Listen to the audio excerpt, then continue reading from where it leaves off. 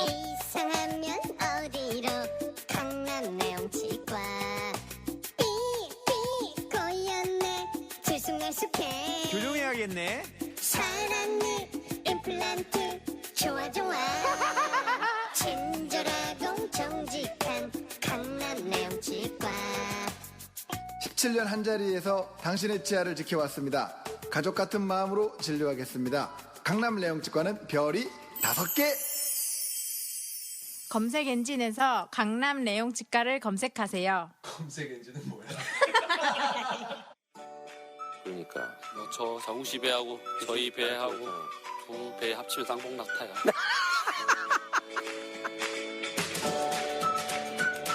식구 여러분 안녕하세요. 후식을 위한 지식, 전쟁사, 문명사, 세계사의 장옹입니다. 이 정도면 좋은 목소리 아닙니까? 네. 이 방송을 듣는 방송 관계자 여러분, 문의를 해주시면 감사하겠습니다. 하지만 전 싸게 움직이진 않습니다.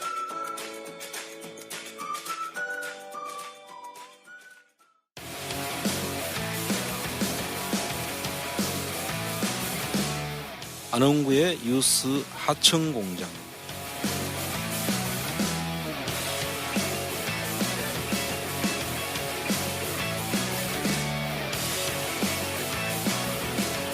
네, 여러분 안녕하세요. 반갑습니다. 자, 금일 제50회 안흥구의 뉴스 하청공장 시작하도록 하겠습니다. 일단 박수 한번 치죠. 예. 네. 벌써 50회입니다. 네. 의미가 예. 있습니다. 아이고, 예. 네. 자, 저희 방송이 50회가 되었고요. 그동안 저희 방송을 관심 있게 청취해 주시고 후원해 주신 많은 분들께 정말 진심으로 감사의 말씀을 드리겠습니다. 앞으로도 나쁜 짓을 하는 사람들의 민낯을 저희가 샅샅이 지구 끝까지 추적해서 밝히도록 하겠습니다. 많은 힘을 격려와 응원을 부탁드리겠습니다. 자, 금일은 최근 금융권에서 논란이 되고 있죠. SK그룹의 TRS, Total Return Swap.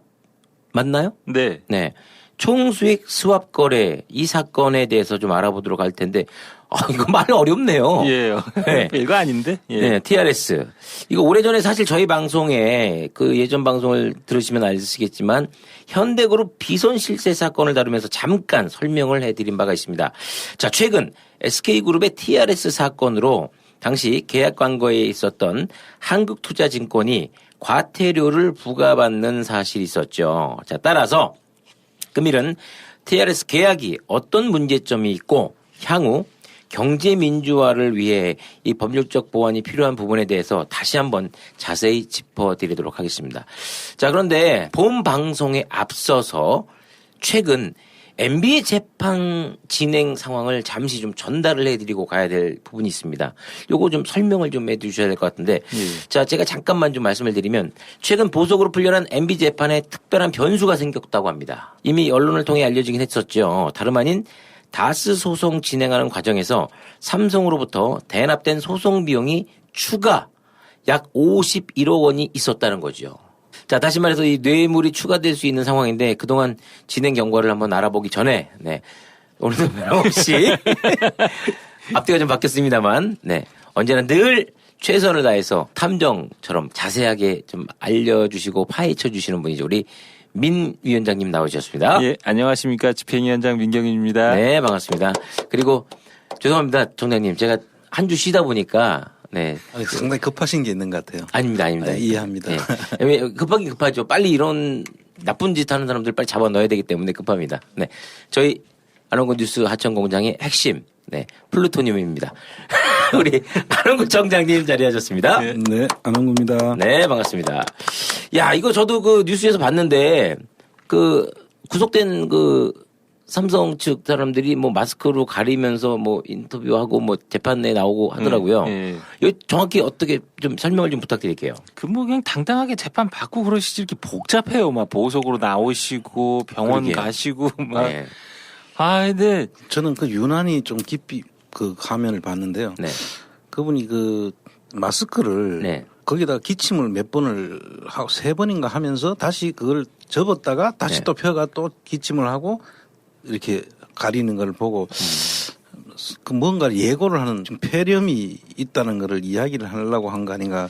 그 나중에 보니까 폐렴이 있다고 나오긴 나오던데요. 그 미세먼지일 수도 있는데 우리가 그 축구에서 그 소위 말하는 헐리우드 액션일 수도 있지 않습니까? 그 뭐 워낙 연기력이 뛰어나신 분이니까. 그렇죠. 네, 대종상 후보에까지 오를 만하신 연기력을 갖고 있기 때문에. 예. 아 근데 일단 한번 뭐 간단하게 말씀을 드리면 그 현재 공소장에 적시된 그 NBA 다스 소송비 뇌물액은 총 67억 원입니다. 네. 그 중에서 1심 재판 그러니까 요게 밝혀지기 전까지. 예. 기존액계. 네. 그래서 1심 재판부는 이 중에서 61억 원만을 뇌물로 인정해서 징역 15년을 선고했습니다. 네. 추가로 지금 삼성에서 51억 원이 나왔다는 거거든요. 네. 다스 소송비가. 그래서 서울고법 형사 1부에서 그 정준영 재판장님이 이제 심리로 이렇게 재판을 진행하고 계신데 네. 그 이명박 전 대통령의 항소심 재판에서 삼성 직원 3명이 증인으로 출석했답니다. 네. 근데 거기서 이제 증인이 진술하기를 이학수 전 삼성그룹 전략기획실장의 지시로 미국 로펌 에이킹 검프로부터 다스라고 적힌 인보이스 송장을 전달받아서 비용 처리해줬다. 이렇게 취지로 진술을 했답니다. 그러니까 에이킹 컴프가 그 미국의 대형 로펌이랍니다. 다스의 소송 대리인인. 뭐 삼성 직원이 그렇게 해줬다고 하는데 뭐 이제 뭐 준 건 사실인 거잖아요. 아까 준 사람이 정확히 얘기를 하는데. 예. 그 140억을 돌려받는 그런 소송이 있었잖아요. 네네네. 그 김경준이가 그 그렇죠. 140억 들고 날아가지고 예. 그걸 미국에서 받으려고 하다 결국은 스위스에서 이제 네. 받아온 그런 케이스인데 그 소송을 했던 당사자가 에이킹 검프라는 미국 회사죠. 거기에 이제 그 법률 소송 비용 그거를 원래 그러니까 다스가 하든가 이명박 씨가 해야 되는 거죠. 그렇죠. 근데 그거를 결국은 삼성이 내줬다. 그게 이 사건의 핵심이고 최초에 67억이었는데 국민권익위원회에 뭐 제보가 들어왔다는 거 아닙니까? 오. 그래서 그 권익위원회 제보가 들어왔는데 지금 추가로 52억 원이 추가됐다. 그래서 이거를 재판 중에 추가 기소를 해서 재판장이 이걸 받아들여 가지고 병합 심리를 하고 있는 거죠. 예, 금액이 119억이 된 거잖아요. 그러면 그렇죠. 예, 확 늘었네요. 근데 그러면 아니 저는 다른 건 둘째치고요. 지금 140억을 받는 소송이라고 그러신 거잖아요, 총장님께서. 네. 아니 그러니까 자기 돈으로 했으면 140억 받아도 119억 내주면 돈 별로 못 받는 거예요. 그렇죠. 그리고 뭐 신경 써야지요. 왔다 갔다 네. 해야 돼요. 네. 2중으로 3중으로 돈이 네. 들어서 거의 뭐 똔똔이라고 하죠. 네. 그럴 바에 아유 난 안 하고만 세금 이럴 텐데. 그러니까요. 그런데 이건 진짜 자기 돈이 아니니까. 자기 돈 아니니까 한 거 아니에요. 그러니까 실제로 큰 차이도 없잖아요. 네. 삼성은 원래 이렇게 저기 남의 소송 대납해주고 그러나 보죠. 아. 저도 소송 많이 했는데 좀 대납 좀 해주시죠. 아니, 진짜. 학수형 모르세요? 예. 아, 인프라 좋으신데 좀 인맥 좀 다 보시지. 아, 네. 참. 자, 어쨌든 간에 추가적인 뇌물 금액 51억 원이나 증가했다는 얘기. 자, MB에게는 매우 불리한 상황이 된 거죠. 네. 재판이라는 것이 꼭 그런 것만 아닌데 과연 이 MB 재판이 어떻게 진행되고 결론이 도출될지. 근데 무엇보다도 다행스러운 건 추가적으로 요를 기소를 하는데 받아줬다는 게 사실 또 의미가 있는 것 같습니다. 그렇죠. 네, 그래서 이제 그것도 이제 두 가지로 보는 견해가 있어요. 받아들여 준 것이 과연 잘 된 것이냐. 아, 그럼 불리한 것도 있나요? 근데 불리한 거는 뭐 불리하다기보다는 우리 쪽이 안 좋은 거. 양형 규정에 따라서 거의 최고형을 이제 받았는데 15년에. 그 양형 규정이 이걸 추가된다고 해도 과연 더 추가가 될 거냐 하는 문제가 하나 있고 지금 그분이 지금 보석으로 나와 있잖아요. 그렇죠. 나와 있는데 이게 추가되면 재판 기간이 길어져서 나와 있는 기간이 좀 길어질 수 있다는 거죠. 그런 측면에서 좀 의구심을 제기하는 사람도 지금 꽤 있습니다. 야, 사실 이게 또 양날의 검이 될 수 있는 상황이. 그래 뭐 이 재판 진행 과정을 겪어봐야 되겠지만 우리가 보통 그 양형 규정에 보면 1억이면은 5년까지인가 뇌물은 그렇게 아주 강하게 처벌을 하거든요. 네네. 그리고 이게 5억 원 이상이잖아요. 네. 5억 원 이상이 되면은 9년에서 12년까지를 아마 할 수 있고 또 이 경우에는 가중처벌 요건이 해당이 될 수도 있고요. 또 다른 죄하고 이제 이게 같이 이 죄만 있는 게 아니잖아요. 네. 아직 밝혀지지 않은 건 너무 많지만 밝혀진 것만 가지고도 여러 가지가 있는데 그거 다 합해가지고 15년형을 받았는데 네. 추가를 해봐야 얼마나 더 추가가 될지 그렇게 나와 있는 상태를 오래 유지하고 싶은 그 작전일지. 그런 작전인 것도 아니냐는 뭐 생각도 지금 하는 분까지 있어요. 작전은 하시겠죠. 그건 뭐 일반인도.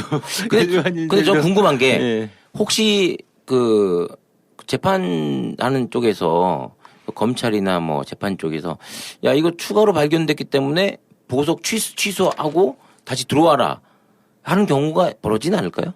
오늘 지금 연장했어요. 아, 보석 또 유지하는 걸로 아. 결정했습니다. 지금 막. 예. 아, 결정이 난 겁니까? 보석 유지는. 유지가. 예. 아, 아니 뭐 일반인들도 재판에서 자기한테 유리한 전략을 짜는데 이분이라고 안 하겠어요? 벌써 작업은 들어오셨어요. 왜냐하면 지난 13일 날 직권남용죄에 대해서는 헌법재판소 판단을 받게 해달라고 위헌법률심판 제청서 이렇게 내셨어요 벌써. 그러니까 전략은 쓰시는 거죠. 그 어쨌든 기침 뭐 이런 것도 우리가 그냥 쉽게 볼 문제는 아니지 않느냐. 제가 서두에 이야기했는데 예. 이 마스크를 3번이나 보통 그 정도 되면 그냥 손수건이라도 가지든지 아니면 그렇죠. 휴지를 들고라도 네. 할 텐데 귀엽고 끼고 왔던 마스크를 손에서 잡아가지고 다시 3번이나 다시 기침을 하면서 갖다 넣고 하는 게 예사롭지 않다. 아. 그렇게 네, 봤죠. 이런 뭐 사람이기 때문에 예. 이런 실수를 할 수 있습니다. 아니, 왜 많이 편찮으십니까? 죄송합니다. 치질이 심해서. 아이고.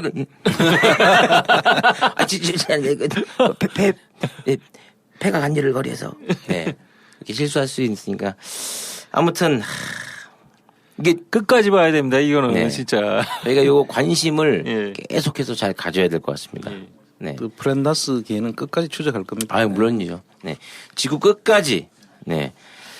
자, 그럼 이제 본격적으로 아까 말씀드렸죠. 금일 주제 TRS에 대해서 한번 알아보도록 하겠습니다. TRS, 총수익 스왑 용어. 제가 참 어렵습니다. 네. 근데 TRS라고 하니까 예. 되게 무슨 변신 로봇 뭐 이런 느낌이 안 드나요? 예, 트랜스포머. 그렇죠. 예. 예.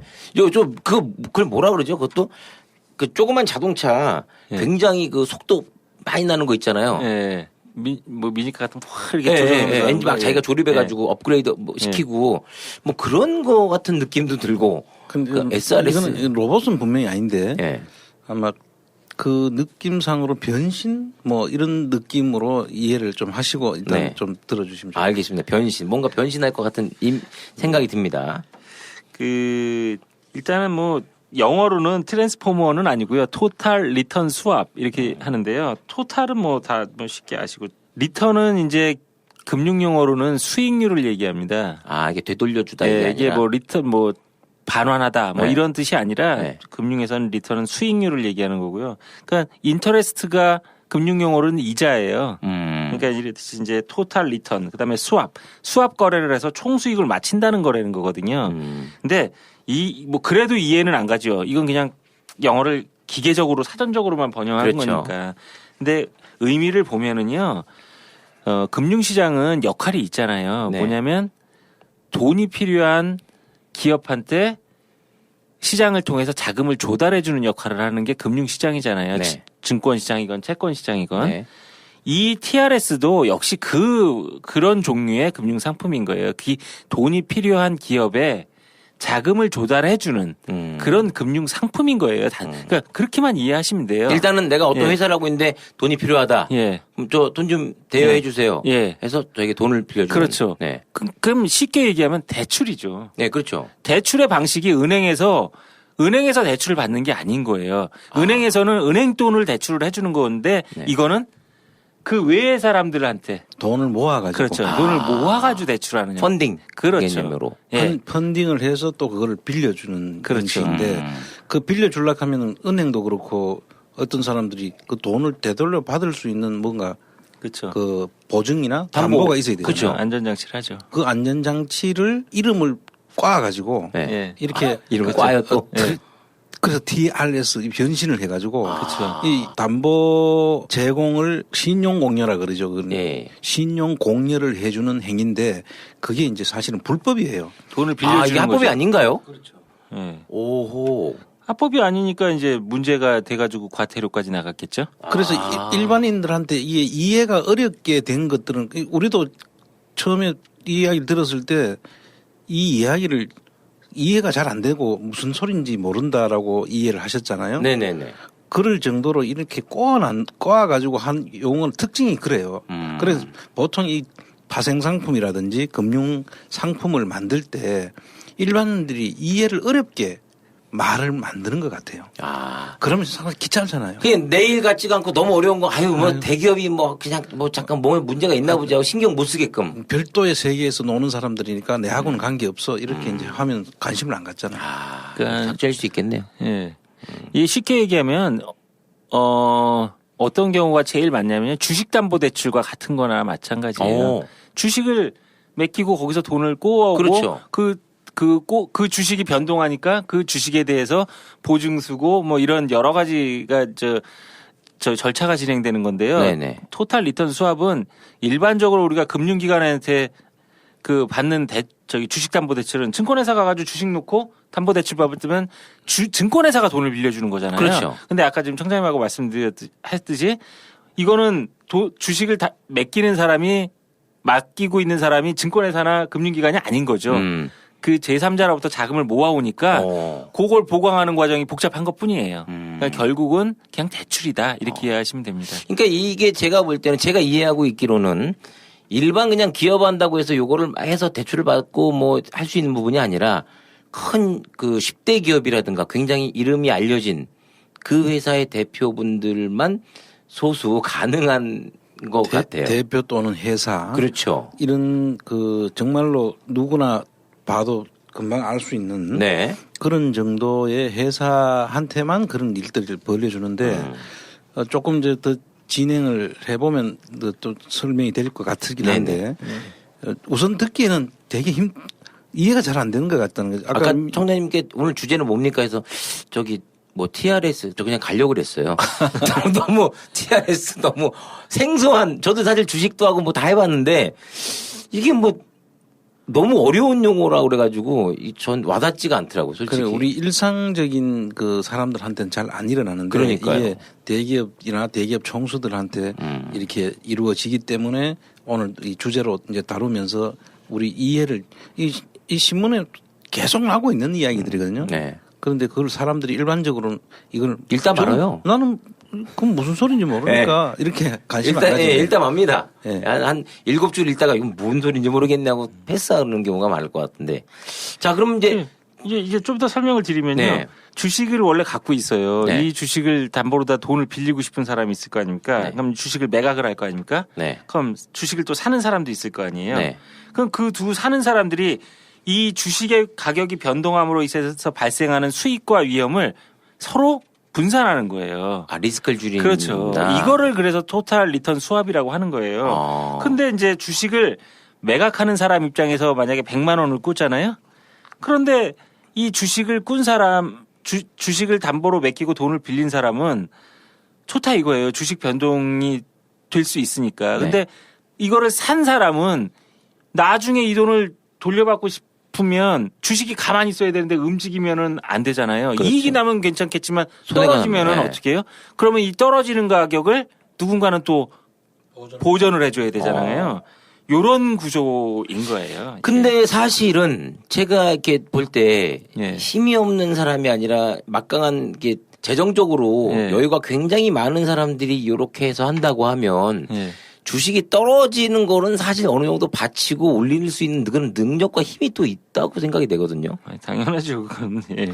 그 이제 손해볼 나중에 장사 이제 아닌 지금 것 같아요. 현재 사례가 이제 뒤에서 나올 텐데 어떤 케이스였냐면은 LG 실트론이라고 옛날에 들어보셨죠? 네네네.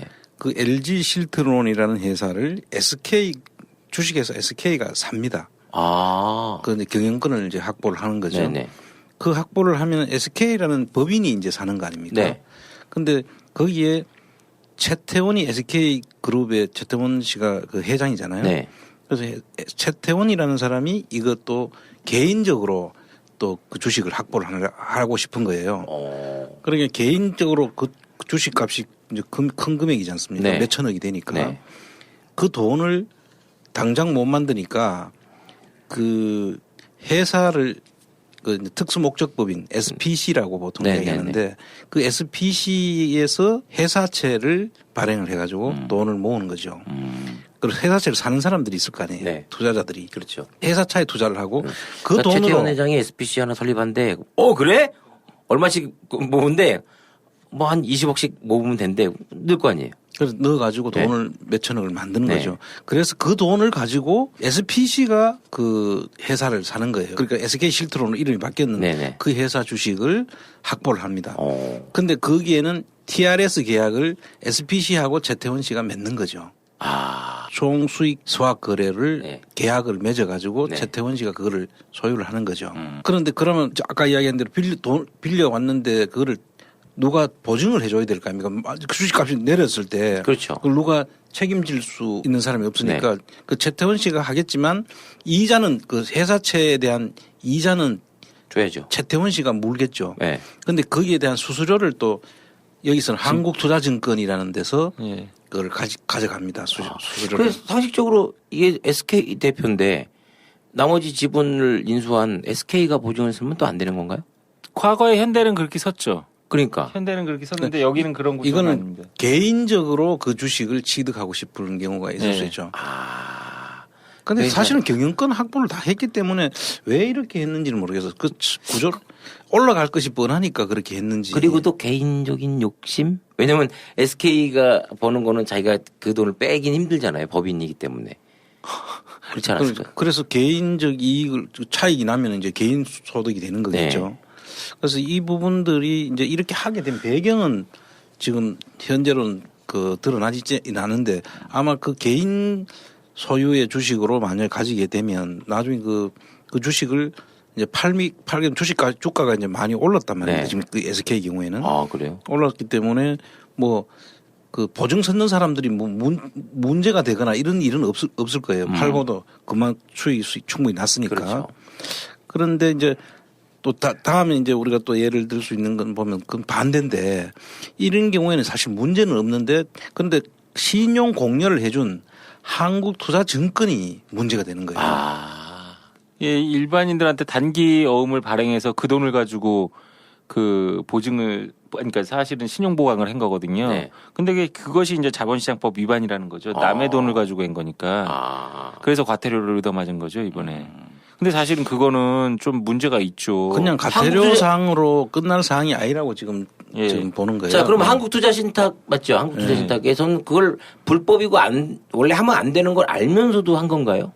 이제 그 알고 했는지는 뭐 모르겠으나 이 자체가 신용 아까 보강이라고 네. 이야기했는데 그 신용 보강을 해준 자체가 자본시장법의 위배. 예. 그러니까 신용 공여를 아무나 할 수가 없는데 네. 신용 공여를 한 거잖아요. 그러니까 보강을 해준 그 한국투자증권의 그 자금이 뭐냐 하면은 단기 자금을 일반인들한테. 일반인한테서 조달해가지고 조달한 거예요. 예. 그 자체가 자본시장법 위반이에요. 그게요, 현행 자본시장과 금융투자업에 관한 법률 시행령 77조예요. 네. 종합금융투자사업자, 이게 증권회사를 말하는 건데요. 그러니까 단기 금융 업무로 조달된 자금을 개인에 대한 신용 공여로 운영하는 것을 금지하고 있다. 그러니까 사실은 법조항에 명확히 있는 거예요. 그러니까 뭐 이걸 몰랐다 알았다는 이제 저희가 판단할 문제는 아니지만 어쨌든 법조항에서 외부로부터 조달한 거를 특정인한테 신용 공여, 그러니까 대출을 해줄 수 없다라는 거거든요. 네. 그걸 위반했으니까 이제 이거는 예, 문제가 있는 거죠. 지금 그리고 이거 우리가 다루는 이유도 이 TRS의 법률적 규정을 어긴 그런 이제 증권 회사들을 아마 전수조사를 금감원에서 했는 모양이에요. 그걸 한번 좀 그러니까 요게 그 선례가 아니라 그 전에 말은 여러 사례들이 있을 것 같아요. 아, 이게 사실은 이게 이제 오래되진 않았습니다. TRS 거래가. 근데 사실 이거 문제를 제일 먼저 제기한 사람이 저예요. 아, 위원장님이세요? 예, 이게 그 현대그룹 비선실세 황두현 사건을 하면서 네. 저도 이거 잘 모르죠. 저도 그때 당시 이게 처음 나온 거라 한 2014년 정도에 부터 했는데 이거 제가 문제 삼고 고발도 했어요, 제가. 근데 그때 당시에는 전혀 금감원 움직이지 않다가 뒤늦게 지금 그때 사건 갖고 하는 거거든요. 아. 제가 그때 제기할 때는 아무 말 안 하다가 이제 와가지고 하는 거예요. 그때 제기했을 때 전부 다 덮었죠. 예. 아무 처벌도 없이 넘어갔죠. 아, 세상에. 그런데 지금 이제 와서 그 금융감독원에서 18개 증권사를 대상으로 해가지고 최근 5년간 기업 관련 TRS를 이제 전수조사를 했고 그 결과에 대해서 이제 한동안 이 처벌 규정이 높을 걸로 사실 다 봤어요. 이 법 위반뿐만 아니라 이게 특혜를 주는 경우가 될 수도 있잖아요. 그래서 이거를 강력한 처벌이 필요하다라고 다들 보고 있는데 최근에 뭐 어떠된 영문인지 또 이게 과태료 부과로 그냥 끝나버린 거예요. 아. 그래서 지금 이제 언론에서도 이걸 계속 지적하고 있고 문제 삼고 있는 지금 상황입니다. 이 전수조사를 했는데 18개 증권사 중에 17개가 위반을 한 거예요. 근데 그걸 내용을 보면 KB증권이 11번, 아이고. 미래에셋이 5번, 나 이거 삼성증권이 5번, 신한금융투자가 4번, 신영이 3번, 하나금융투자 3번, 메리츠가 2번, DB금융이 1번, NH 1번, SK 1번, 대신 1번, 유한타 1번, 한국투자증권 1번 이런데 KB가 월등하게 11번씩 많잖아요. 네. 왜 그 많은지 아세요? 왜 많은 거죠? 이게 제가 옛날에 문제 삼은 그때 왕창 현대그룹이 그 비선 실세하고 거래한 그거예요. 아. 그러니까 이번에 그때는 문제가 없다가 지금 문제가 있다. 이건 사실 정권이 바뀌어가지고 조금이나마 전진하지 않았나. 전 그렇게 생각되고요. 다만 다행인 거는 2018년 4월에요. 공정거래위원회가 효성이 TRS 계약을 이용해서 계열사를 부당한 지원한 혐의로 다 검찰에 고발을 해버렸네요. 그래서 이게 이제 어떻게 예. 결론 내려지느냐에 따라서 앞에 한 부분들이 사실 예. 잘못됐다면 이건 사실 재수사도 해야 될 그렇죠. 그런 상황까지 가는 거죠. 예, 제가 검찰에도 고발했고 저만 고발한 게 아니에요. 그 당시에 저가 고발을 하자마자 경제개혁연대가 고발을 했어요. 이틀 상간으로. 그래서 동시에 마치 짜고 한 것처럼 됐는데 그렇진 않았는데요. 사실은 얼마 전에 그걸 무혐의 처리했어요. 작년인가 그렇게 무혐의 처리를 했는데 이제 와가지고 금융감독원이 이러고 있으면 사실 검찰에서 재수사해야 되는 거 아닌가 싶어요. 저는. 예. 알겠습니다. 아까 요 내용에 대해서 예. 청장님이 좀 얘기를 해주셨는데 좀 더 디테일하게 얘기해 주실 부분이 또 따로 있나요? SK 거에 네, SK 건에 대해서. 그건 조금 지나면 네. 또 나옵니다. SK. 그래요? 그냥 지금 할까요? 네네네. 예. 자세하게 좀 알려주시죠. 그 SK 그러면 사건을 좀 설명을 드리면은요. 네. 아까 말씀하신 대로 구 LG 실트론, 네. 그 SK 실트론이라는 지금 이제 SK가 인수해가지고 SK 실트론이라는 회사의 지분 19.4%를 그 한국투자증권이 네. 설립한 SPC, 네. 가 지분을 삽니다. 그리고 돈을 빌려요. 1,672억 원을 SK 실트론이 빌립니다. 돈을 이제 주식을 맡기고. 그렇죠. 그러니까 여기까지는 쉽잖아요. 그러니까 담보대출. 네, 괜찮잖아요. 담보대출. 이게 이제 한투가 만든 SPC 키스 IB 제16차라는 법인에서 빌리는 겁니다. SPC 페이퍼 컴퍼니에서. 네. 그러면 이 주식이 막 흔들리면은 안 되잖아요. 네. 이게 주가 변동에 따라서. 그리고 이 돈을 또 빌려와야 되잖아요. 그러니까 이 돈을 조달을 했을 거 아닙니까? 1,672억 원을. 네. 이거는 이 주식을 유동화해서 투자자로부터 끌어들인 거예요. 이 주식을 유동화해서. 그래서 투자자로부터 2천억을 끌어들여서 그중에 1,672억 원을 SK 실트론에 빌려준 거죠. 그리고 이 당시에 이거를 최태원 회장이 TRS 계약을 맺어가지고 내가 보증해 줄게. 내가 다 갚아줄게 하고, 그러니까 수익과 관련해가지고는 다 줄게. 그렇게 계약을 맺는 겁니다. 이렇게. 그래서 TRS 계약은 최태원 회장이 SK 실트론 지분 19.4%로 발생하는 수익 손실을 모두 가져가는 대신 그 페이퍼 컴퍼니에 정해진 금리를 제공하는 겁니다. 그러니까 사실상 대출이에요. 정해진 금리만 대출하는 거니까. 근데 문제는 야, 머리 기가 막히다 진짜. 예. 근데 문제는 이 페이퍼 컴퍼니도 사실은 위험한 거잖아요. 돈을 2천억을 외부로부터 빌려왔는데 이게 주가가 변동하면 이 고객을 유동화한 고객들의 돈 2천억을 못 갚잖아요. 그렇죠. 그러면 이걸 또 보강을 해야 되는 사유가 생기지 않습니까? 그때 이제 한국투자증권이 나서는 거예요. 한국투자증권이 이게 신용보강 트리거, 이게 권총 얘기인 네. 그건데요.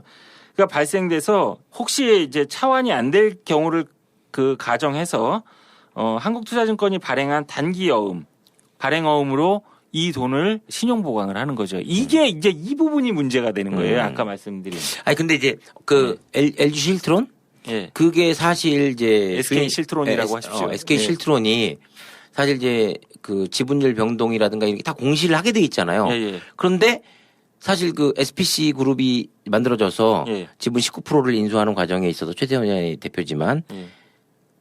최태원 회장의 이름이 나온다 그러면 사람들이 막 또 이게 이슈화가 되고 될 텐데 SPC 그룹에 가려져 가지고 그 실소유주는 안 나오게 되면 이게 일반 사람들 잘 모르는 거 아니겠습니까 또? 이게 법인이면은 나오죠. 그러니까 그렇죠. 최태원 회장은 안 나왔을 것 같은데요. 제가 봐도 그지 이게- 이게 앞에 예. 내세우진 않았을 것 같아요. 이게 현대 같은 경우는 이건 현대 엘리베이터가 졌거든요. 현대상선의 저기를 네. 그 TRS를 그러니까 현대 엘리베이터는 꼼짝없이 공시를 다 했어요. 근데 이거와 같은 경우는 공시 의무가 없죠. 개인은.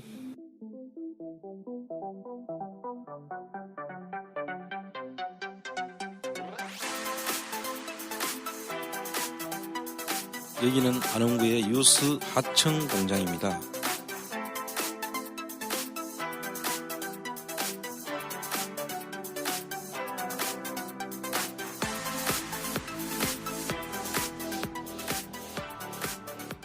아마 그 최태원 회장이기 때문에 네. 주식회사 그 그룹 총수잖아요. 네. 아마 공시가 됐을 거예요. 이것도. 아 그래요.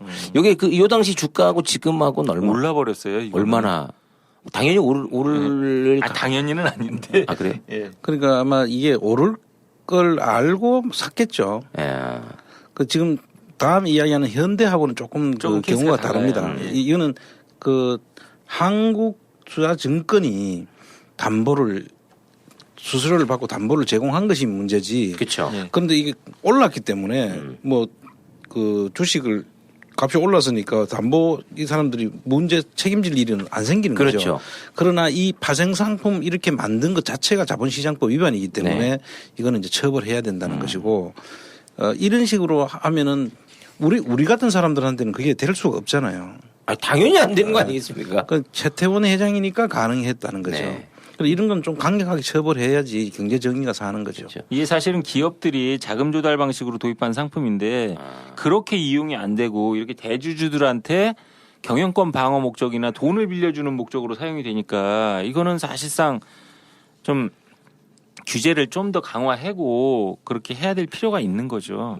예. 그 대한민국을 대표하는 기업이고 본을 보여야 될 그 위치에 있는 분들이 이런 짓 하면 안 되는 거 아닙니까? 이번에 트럼프 대통령이 딱 이름까지 거명하면서 딱 이렇게 해주셨는데. 네. 예?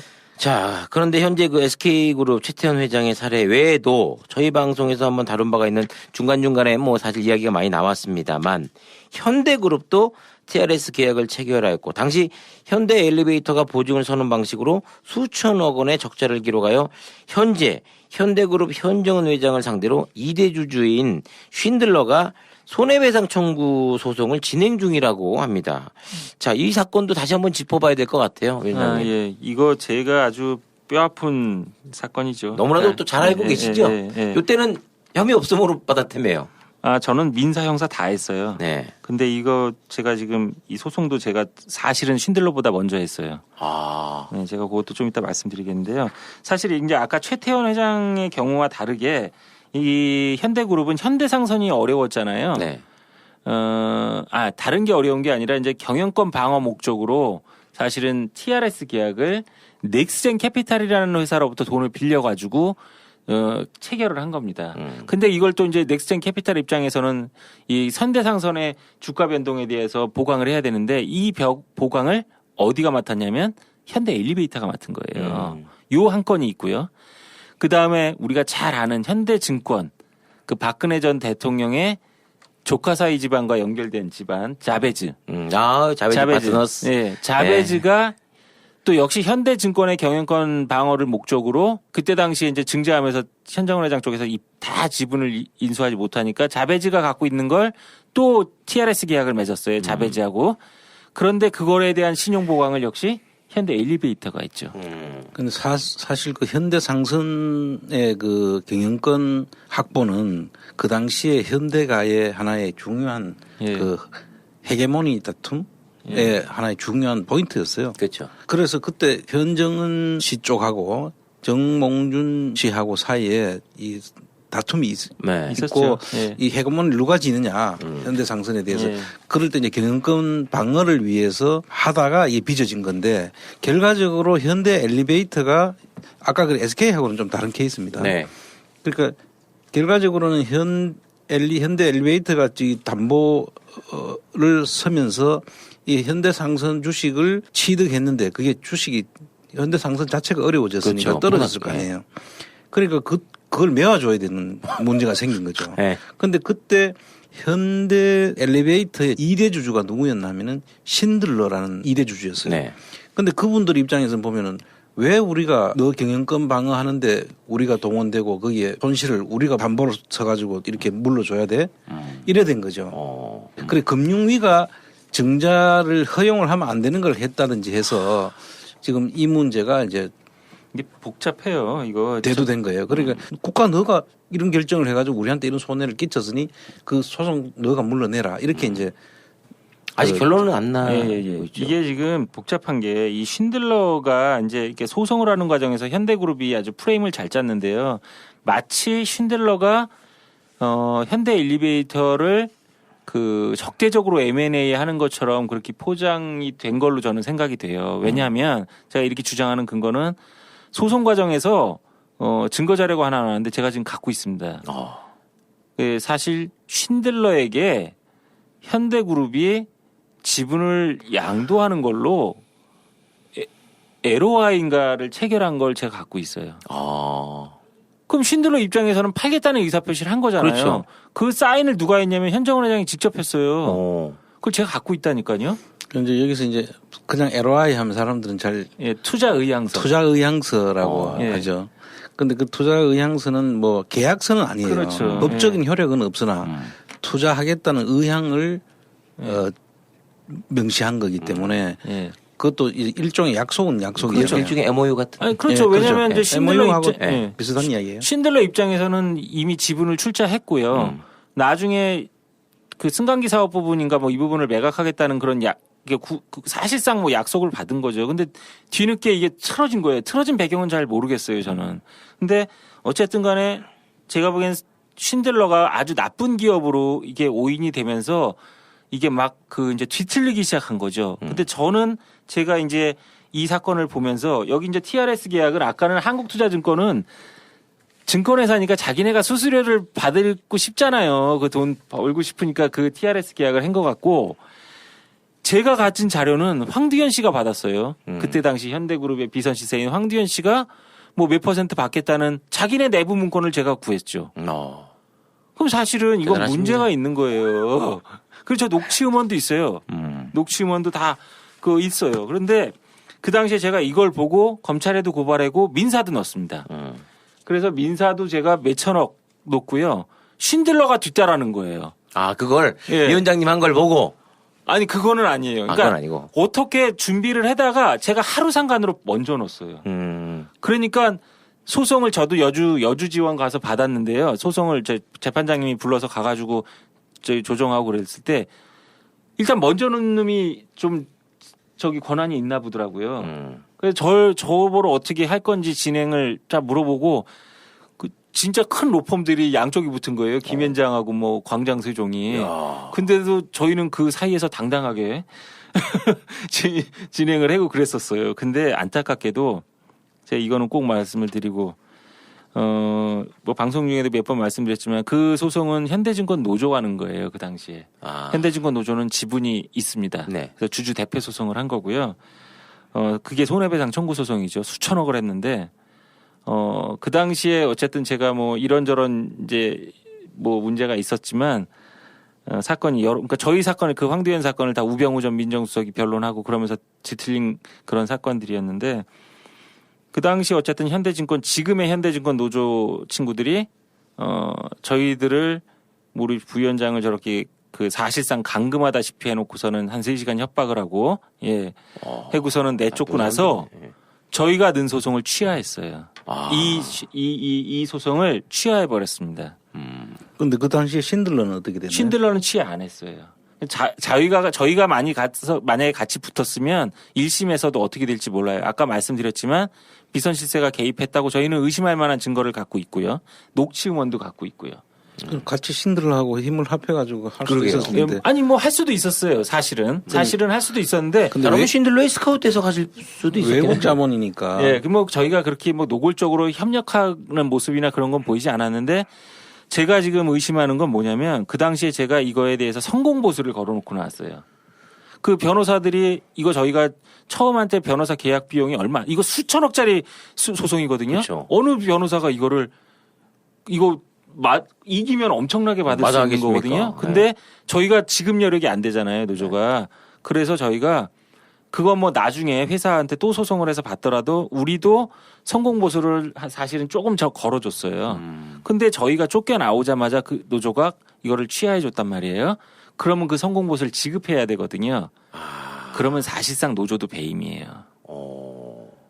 그 노조가 지금 현대 KB증권 노조입니다. 그거를 사실은 규명해내야 돼요. 노조의 배임도 배임이거든요.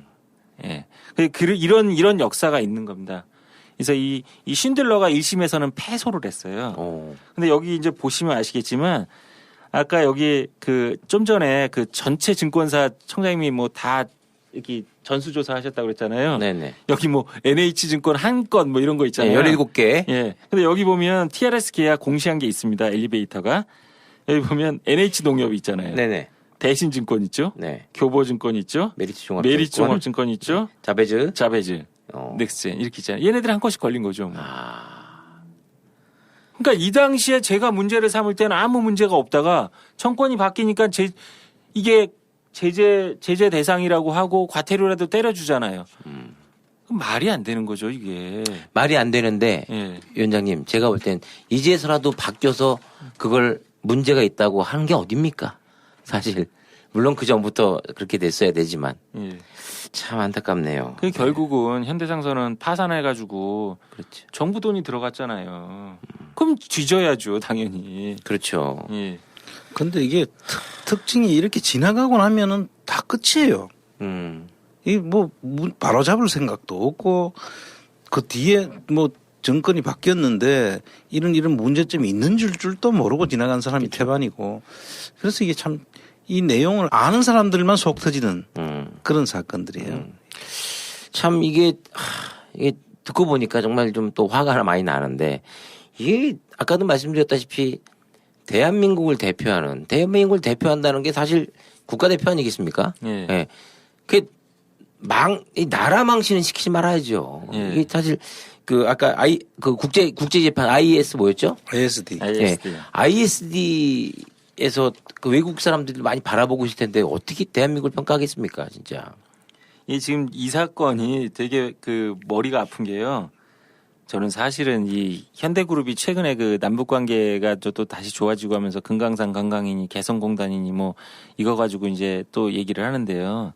솔직히 이제는 본인들이 염치가 있으면 그 부분은 좀 정부에 맡겨놓는 게 맞다고 봐요. 왜냐하면 신들러가 여기에서 그치지 않고 그 당시에 이제 그 현대그룹이 유상증자를 통해 가지고 또 이제 그 손실이 난 이런 부분들도 좀 메꾸고 경영권도 방어하고 뭐 이런 목적으로 아마 유상증자를 한 것 같아요. 근데 네. 그거를 신들러는 해주면 안 된다는 입장을 계속 했는데 어쨌든 금융감독원인지 금융위원회가 승인을 해준 것 같더라고요.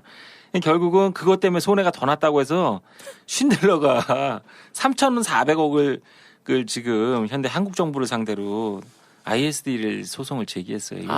이제 신들러가 이제 스위스 승강기 업체잖아요. 네네네. 그런데 이제 스위스 승강기 업체로서 현대 엘리베이터의 이제 2대 주주로 지분을 가지고 있는데 근데 내부적으로 이제 의사결정 과정에서 투자하면 안 된다, 증자하면 안 된다 이렇게 했는데 증자를 허용해 줘가지고 네. 그게 이제 국가에서 허용을 해줬기 때문에 국가가 너가 손해배상 책임을 져라 이게 이제 ISD 소송이거든요.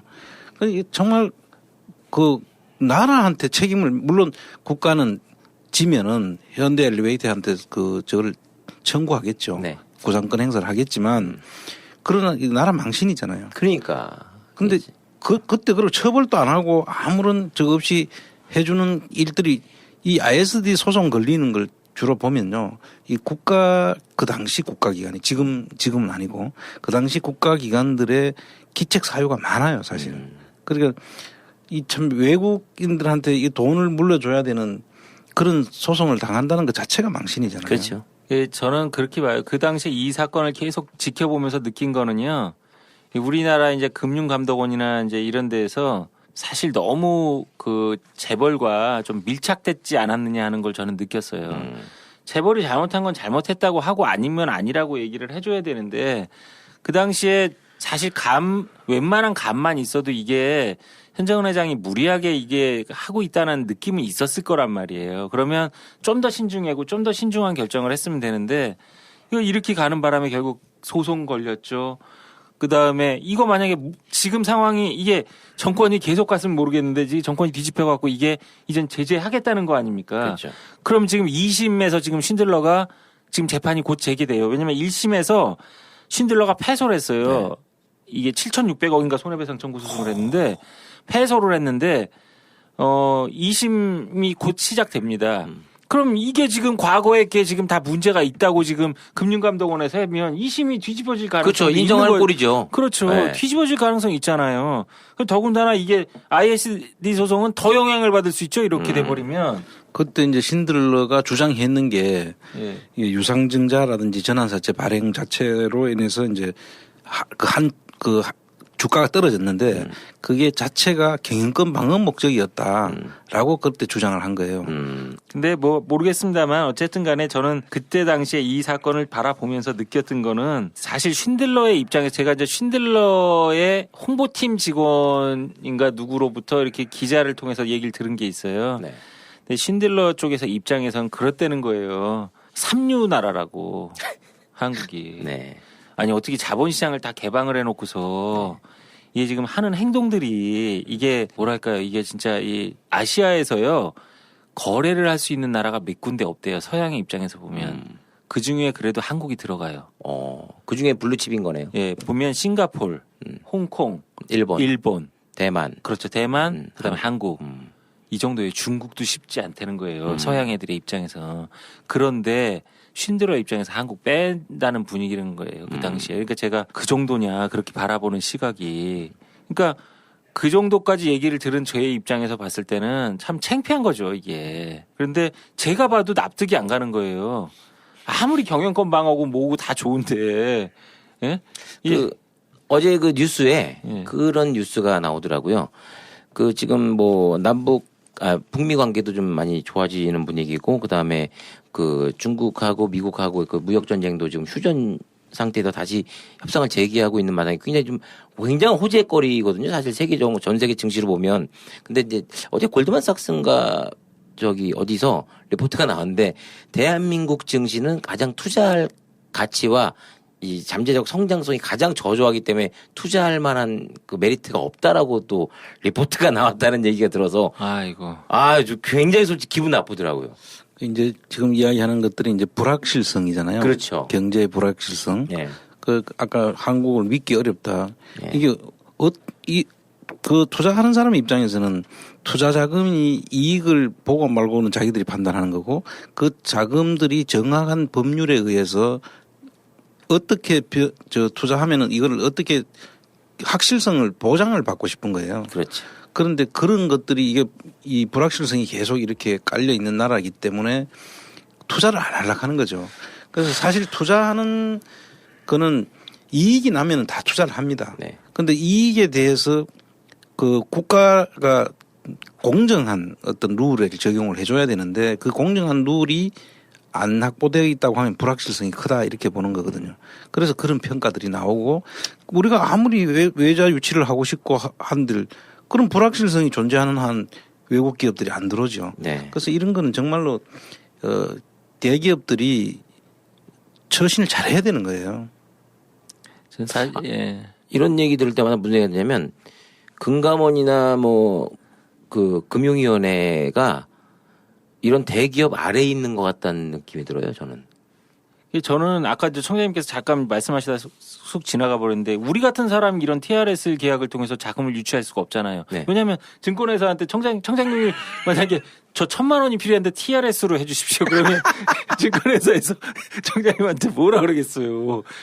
뭐 한 1,000억이면 몰라도 네. 그렇잖아요. 우리가 근데 1,000억이 필요할 일도 없고. 네, 그렇죠. 그러니까 일반인은 할 수가 없는 거예요. 이게. 그러니까 사실 재벌만을 위한 그런 어쨌든 제도가 돼버린 거예요. TRS 계약은 기업을 위해서 만들었을 텐데 재벌들만을 위해서 이렇게 해버리는데 이거 진짜 시급히 정리해야 되고요.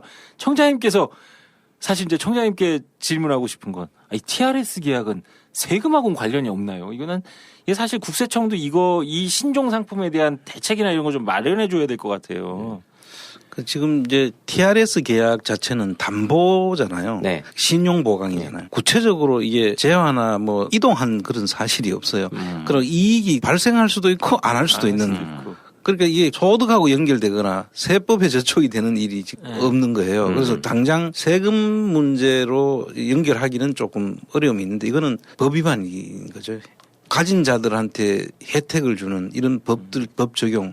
그리고 아까도 이야기했지만 좀 더 실질적으로 우리가 들다 보면 이게 지금 이름부터 첫째 어렵게 합니다. 파생 금융상품 같은 경우에 보면 제일 특징이 그냥 우리말로 하면 될 걸. 네. 왜 이렇게 신용 보강 정도만 해도 되는데 네. 뭐 TRS 이러니까 이게 뭔지 이게 진짜 변신 로봇인가 뭔가 사람들이 어려워서 첫째 관심을 안 가지게 하는 그렇죠. 그게 특징이에요. 그리고 그다음에 금융 상품을 만들어 가지고 구조를 엄청나게 꼬아놨잖아요. 그 구조를 꼬으면은 사람들이 머리가 아파가지고 더 이상 이 내용이 뭐가 문제인지를 모르는 그렇죠. 게 만드는 것이 특징이에요. 네. 맞아요. 그래서 지금 그 파생금융 상품들 이거 일반인들이 이거 구조 파악하려고 그러면 너무 힘들기 때문에 이런 일들이 계속 이뿐만 아니라 이런 우리 파킹 딜 뭐 이런 것도 전번 시간에 다뤘지 않습니까? 네네네. 그래서 이런데 어디도 다루지 않기 때문에 이런 걸 주제로 우리가 해서 그나마 좀 어렵지만 쉽게 좀 설명하려고 이렇게 접근해 보는 겁니다. 아, 좋았습니다. 네. TRS에 대해서 뭐 총수익 수합 거래 이게 사실 나 몰라라 할 문제가 아니라 결과적으로 이게 우리가 쭉 뭐 결론에 도달하면 결국 우리 국민 혈세가 나가는 거, 내 돈 나가는 거거든요. 그러니까 관심을 분명히 두셔야 되고요. 관심을 가지셔야 된다고 생각이 됩니다. 너무 쉽게 잘 해주셔서 오늘 감사합니다. 끝으로 인사 말씀 부탁드릴게요. 아, 예. 그나마 뒤늦게나마 금융감독원에서 SK그룹에 대해서 TRS 계약 조사하면서 조금 과거의 것도 정리한 거 너무 바람직하다고 봅니다. 다만 이제 저희는 더 아직도 약하다고 생각하는데요. 기본적인 금융시장의 질서를 위해서 사실 좀 많이 제도를 정비해 주시고 더 강화해 주셨으면 좋겠고요. 국세청도 사실 이 부분에 대해서 좀 공부하셔가지고요. 이것뿐만 아니라 다른 그 파생금융 상품들이 이렇게 악용돼가지고 세금이 탈루되는 게 없는지 좀 이렇게 봐주셨으면 좋겠어요. 사실 이게 바로 여기서부터 경제 민주화 하는 겁니다. 금융을 잘 그렇죠. 모르니까 지금 말씀해 주신 대로 청장님 말씀해 주신 대로 금융 잘 모르니까 사람들이 외면하거든요. 그럼 거기서 다 나쁜 짓들이 벌어지니까요. 이번 기회에 좀 많이 좀 이렇게 해주셨으면 좋겠습니다. 네. 예. 청장님도 한 말씀. 지금 보니까 50회네요, 네. 우리가 오늘. 네. 50회면 이제 거의 1년. 그렇죠. 아마 1년이 지난 52주라고 보면. 예, 1년째 지금 되는 것 같은데 뭐 시작하니까 또 한 1년이 그렇게 가네요. 네. 그 그동안 저희가 큰일 했습니다, 진짜. 저희가 언급한 사람들 많이 네. 있어요. 그 우리 입으로 큰일 했다고 이야기는 좀 그렇고 하여튼 좀 많은 분들이 새롭게 남들이 관심 가지지 않는 분야 또 결국은 아까 우리 사회자께서도 이야기했지만은 그게 결국은 우리 돈이거든요. 그렇죠. 우리 국민들 돈이 없어지는 거에 대해서 관심 가질 수 있도록 이 가능한 한 계속 우리가 이걸 지켜보고 또 알려드리고 같이 또 분노하고 네. 고민하고 그렇게 했으면 좋겠습니다. 알겠습니다. 계속 좀 좋아요 이런 것 좀 눌러주시면. 아이고, 제가 말한 것보다 총장님이 말씀하시니까 더 많은 분들이 눌러주실 것 같아요. 처음으로 그걸 눌러달라고 하시네. 아이고, 감사합니다. 오늘 저 두 분 함께 해주셔서 감사하고요. 아주 어려운 이 TRS를 쉽게 설명해 주셔서 많은 분들이 공감하고 이해하시는데 많은 도움이 됐을 것 같습니다. 저희 또 다음 주에도 좀 더 공분을 살 만한 사건으로 제가 쉽게 풀어드리도록 하겠습니다. 자, 오늘 안원구의 뉴스 하천공장 50회는 여기서 인사드리겠습니다. 두 분 감사합니다. 감사합니다. 네, 감사합니다.